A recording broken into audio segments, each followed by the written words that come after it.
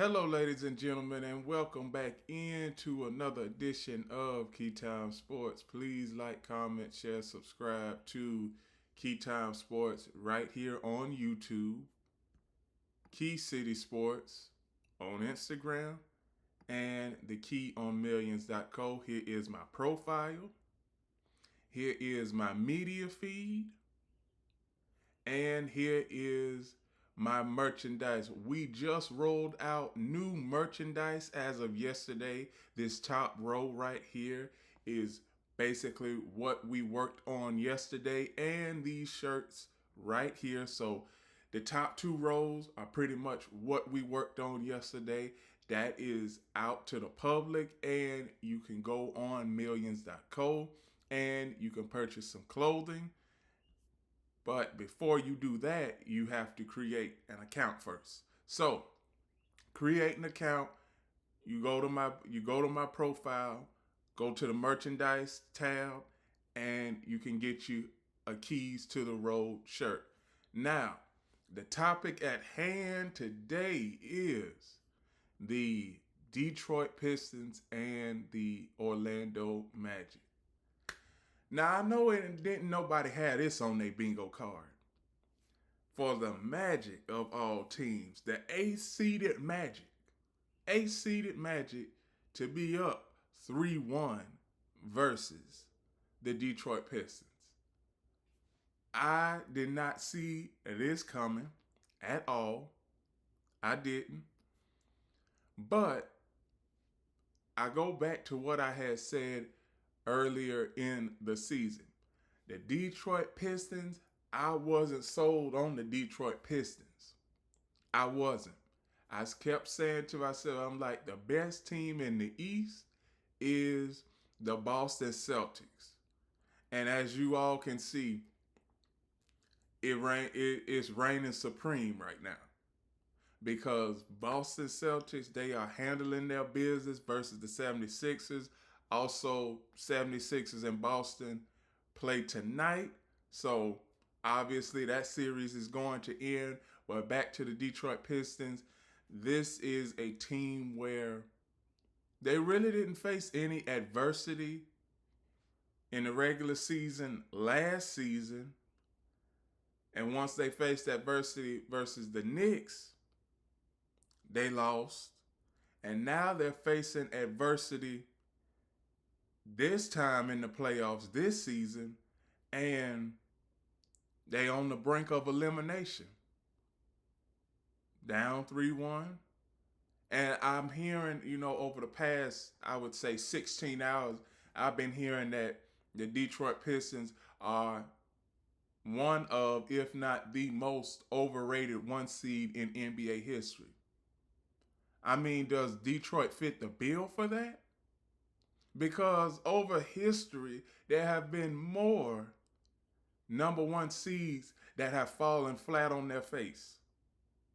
For instance, the 2007 Dallas Mavericks, number one seed, they were supposed to sweep the Golden State Warriors, but at the time, Baron Davis, Steven Jackson, and a collective group of the Golden State Warriors, they ended up shocking every media pundit, and they ended up winning over the Dallas Mavericks. Now, I believe that this could be along the same lines of that, because nobody, and I do mean nobody, gave the Magic a chance to win this series.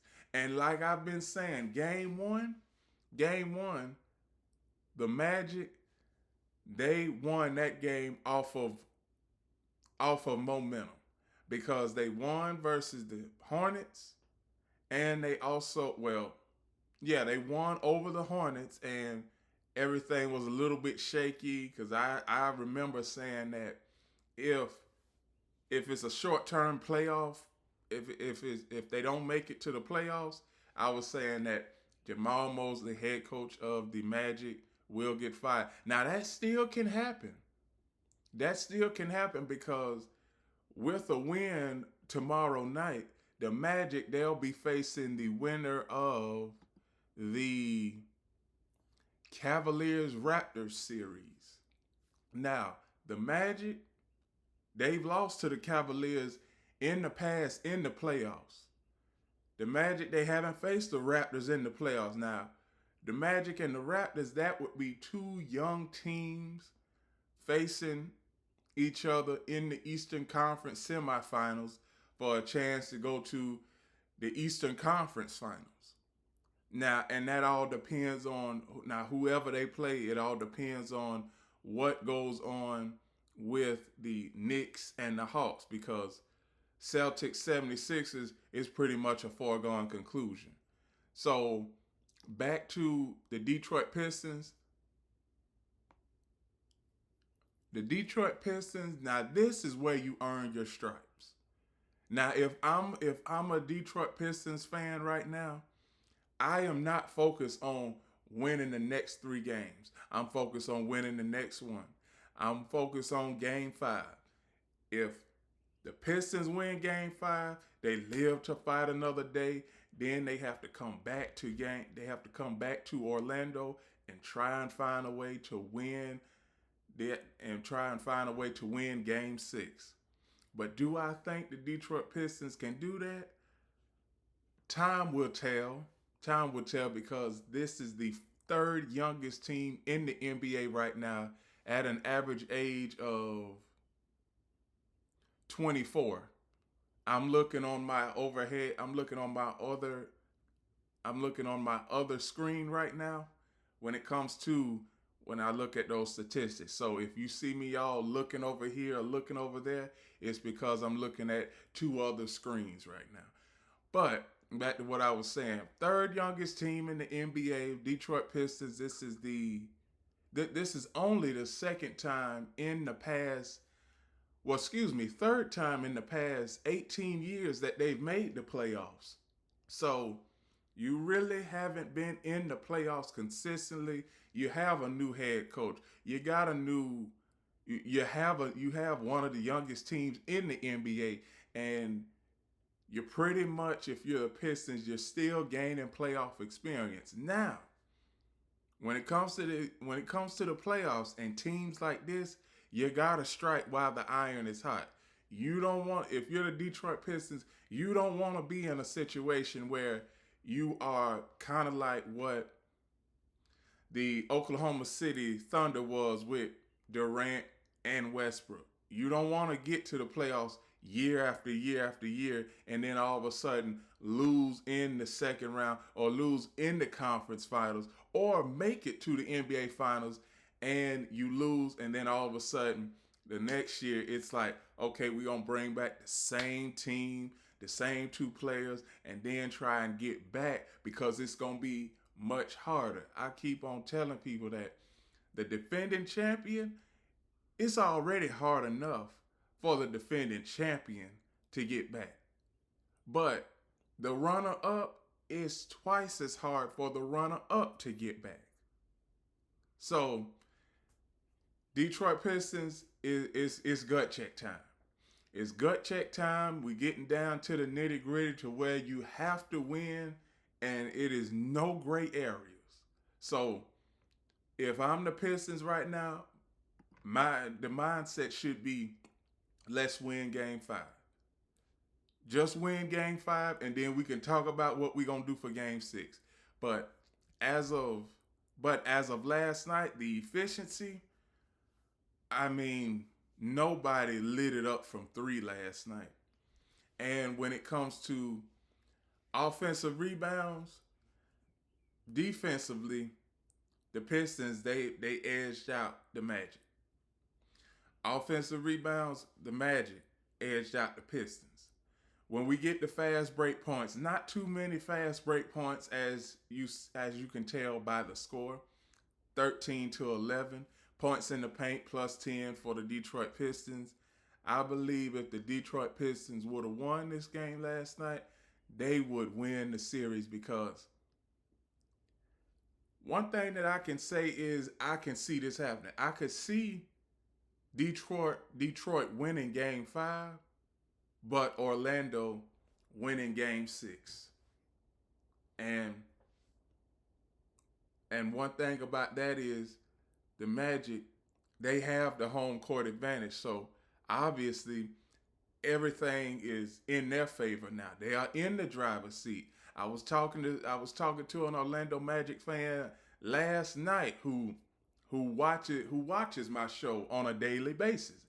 And I had told him, I'm like, if the Magic win over the Pistons, they'll face the Cavaliers or the Raptors. And do I think that that'll be a good matchup? Yes, I do, because the Magic left for dead. We didn't expect anything. Well, I take that back. We expected the Orlando Magic to be one of the top 5 teams in the Eastern Conference. Let me rephrase that. So the Magic, at times, they play like they are a top 5 team in the East. And then other times, they play like they are a wild card team, a team that's 8 or 9 in the East. But last night, I can just say the Magic, they did what they were supposed to do. You had Pablo Banchero. Everybody except for Jalen Suggs was in double figures last night.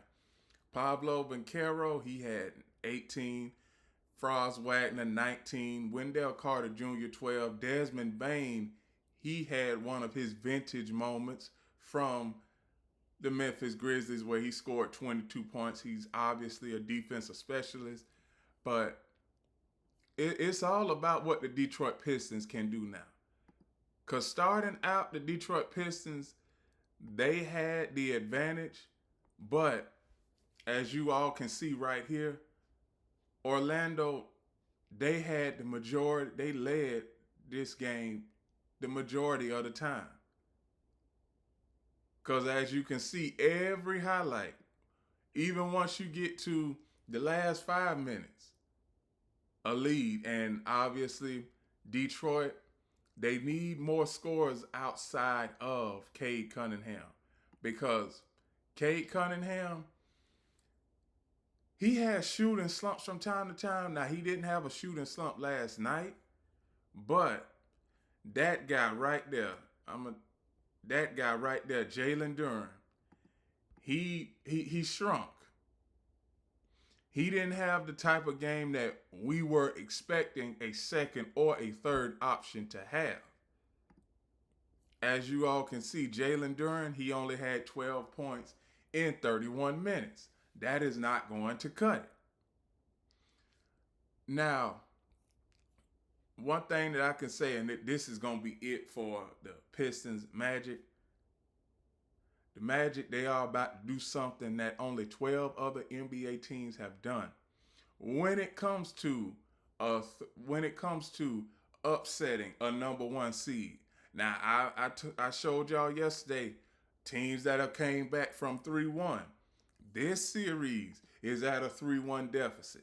So, Game 5 is in Detroit. Game 7 is in Detroit. But one thing the Pistons got to do, they have got to find some way to win Game 6. And find some way to win Game 5 first. They got to focus on Game 5 first. So, can they do that? It remains to be seen, but this right here will be one of the series that will be remembered for an upset if the Magic can close it out on Wednesday. The next game that I'm going to cover is the Oklahoma City Thunder and the Phoenix Suns. Now, this was a foregone conclusion. I'm actually happy that this series is over with so that we can start talking about the second round when it comes to the Oklahoma City Thunder. Now, Isaiah Hartenstein, 18 points. Chet Holmgren, 24 points. Shai Gilgeous-Alexander, 31 points. Luguentz Dort, 1 point. A.J. Mitchell, 22 points. Then the Thunder, they pretty much emptied out their bench last night. Here is the Phoenix Suns. This was a season of rebuilding, and like I always say, if Dylan Brooks is your leading scorer, then the Suns, they behind the 8 ball. Now, when Dillon Brooks was in college, he was a scorer. I'm pretty sure a lot of people don't know that. But Dillon Brooks, he used to average 17 points in college. So he has been a scorer. But we not used to seeing Dillon Brooks be the team scoring leader in a game. Now, he wasn't the team scoring leader in a game because Jalen Green, excuse me, he had 23 points last night. But if you're the Phoenix Suns and the owner of the Phoenix Suns, Matt Ishbia, you are between a rock and a hard place because the Phoenix Suns, they don't have any draft picks until 2030. So you're pretty much rebuilding your team every year through the free agency cycle. And now we get to a point where Devin Booker, next season, that'll be his 12th season. He's already been to the NBA Finals. He's trying to get back to the NBA Finals and trying to get that elusive first championship. But can the Phoenix Suns get past everybody that's in the East? Everybody that's in the West, because we already know that the team they lost to, the Thunder, they coming back possibly for a three-peat. Then you have the Lakers. You have, I'm going to say, the Rockets. Then you have the Minnesota Timberwolves. I'm going to get into them. And you have the Denver Nuggets.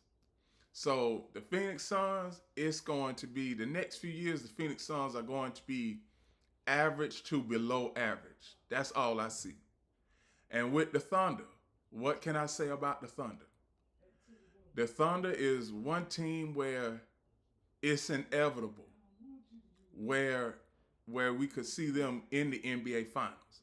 They've made it to the conference finals, and as you all can see right here, the conference semifinals. As you all can see right here, the Thunder will be playing the winner of the Lakers and the Houston Rockets next, and I'm pretty sure as of tomorrow night, once the Lakers close out that series, it's gonna be a tough mountain to climb for the Lakers to beat the Thunder.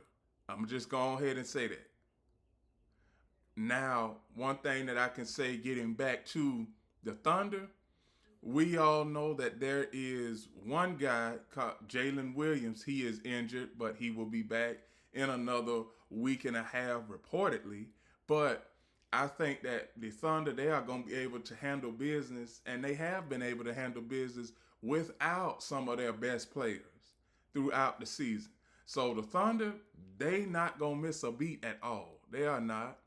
And here are the statistics from last night's game. I am just happy that we can start talking about contenders in the playoffs instead of just, first round teams that could pretty much be a first round exit. So here are a couple of clips from last night's game. I'm going to just get right to the fourth quarter. It was pretty much Phoenix was down by 10. They trying to make a late rally, but this was pretty much, bench was all. That's all it was last night. With about 5 minutes left, pretty much bench production. There's Shai Gilgeous-Alexander, and that was pretty much it for the three-point shot, and they were up by 14 with under 5 minutes left, and you all see 131 to 122. Now let me talk about the one game that I was saying that, hey, the Denver Nuggets, they are going to win this series, and I still believe that they are going to win this series because the Minnesota Timberwolves, Anthony Edwards is out for a week and a half. Dante DiVincenzo, my brother, he's got the first name, he's got Dante, but he is going to be out for a significant amount of time too. So when we get to the Timberwolves, we see a team where it's like, obviously, Ayo Dizamu, he had a great game in game 4. He had 42 points. We come last night, he had 18 points. Julius Randle, he is the guy. It seems like almost everything falls on him. He had 27 points. Jaden McDaniels, he cannot be a defensive specialist because now he's got to be a scorer since Anthony Edwards is out. So I believe that, like I said, this series was going to go to a 7 no matter what. Even though the Timberwolves they went up 3-1. I'm gonna show y'all this again.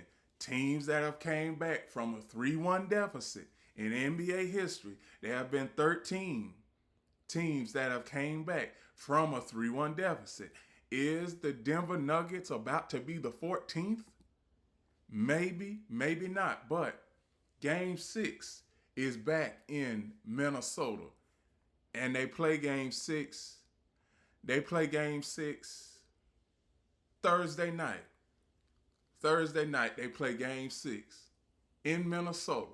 So now we got to look at Minnesota and we got to see, well, does Julius Randle need to have a 40-plus point game in order for the Timberwolves to win? Possibly. Does Ayo Dizamu need to have at least 30 points in a Game 6 win? Well, in Game 6 for the Timberwolves to win?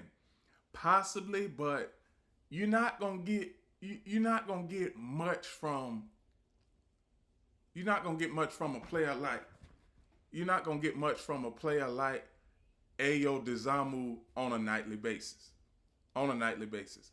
So now, once we get to the Denver Nuggets, Nikola Jokic, Jamal Flamethrower Murray, 27 and 24 points respectfully. The Denver Nuggets, they had everything to lose in Game 4. Now, since the Denver Nuggets won Game 5, the Timberwolves have everything to lose. They have everything to lose because when you look at this, Timberwolves up 3-1, like I've been saying all throughout this week, 3-1 leads don't have the same effect as they did back in the day. A team that is down 3-1, they still feel like that they can win the series.